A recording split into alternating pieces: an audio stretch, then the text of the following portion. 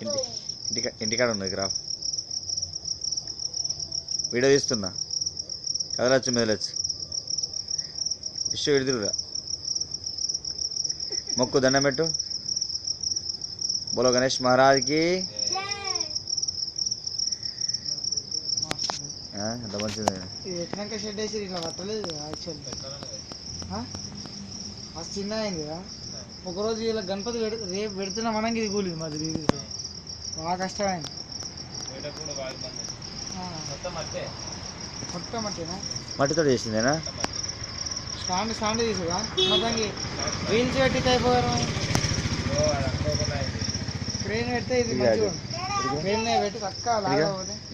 నువ్వు అడిగిరా నువ్వు అడుగు అంతే వీడియోకి వస్తున్నాను